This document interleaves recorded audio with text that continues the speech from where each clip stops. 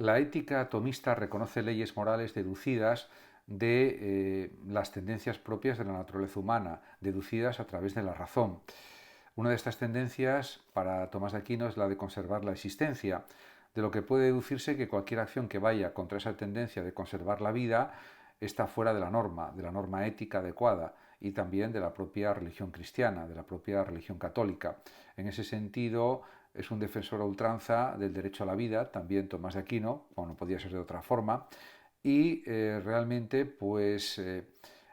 busca el bien en todas sus acciones, el ser humano, o debe buscar el bien, y sigue también los planteamientos de la ética eudemonista aristotélica.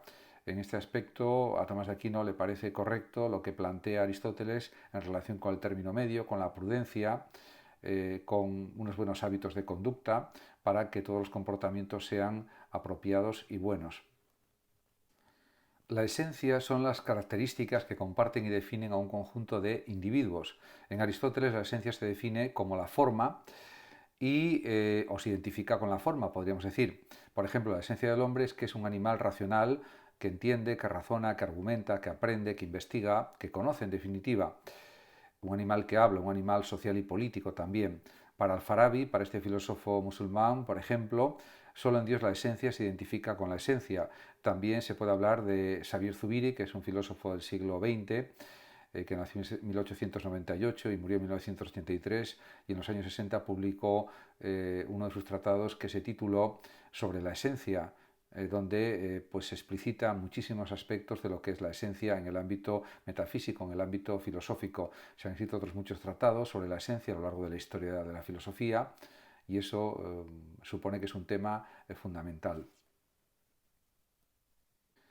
El arrianismo fue un movimiento religioso herético que surgió en el siglo III después de Cristo, desarrollado por Arrio, creado por Arrio, y que fue condenado en el Concilio de Nicea en el año 325 después de Cristo, porque, insisto, negaba la divinidad de Jesús de Nazaret, y eso, por supuesto, contradecía los principios esenciales del catolicismo, del cristianismo.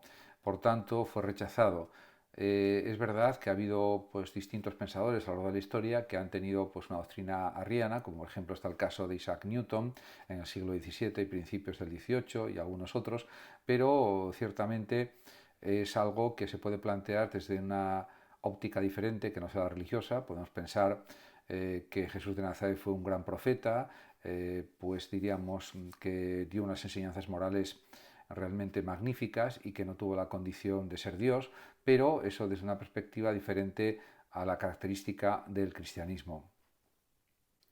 El donatismo fue un movimiento religioso cristiano del siglo IV después de Cristo, condenado por la Iglesia como pues, un planteamiento herético, ya que no aceptaba que los pecadores pudieran formar parte de la Iglesia cristiana, de los fieles, y exigía la pureza de los sacerdotes. Esto último estaba bien, pero realmente la Iglesia acoge a todas las personas, y también decía el donatismo que los cristianos no debían intervenir en asuntos políticos, y esto también era algo excesivo. Por tanto, esta doctrina herética fue condenada por la Iglesia en el sentido de que no era adecuada con las enseñanzas de Jesús de Nazaret y también con lo que afirmaron Pablo de Tarso, Pedro, San Pedro, etc.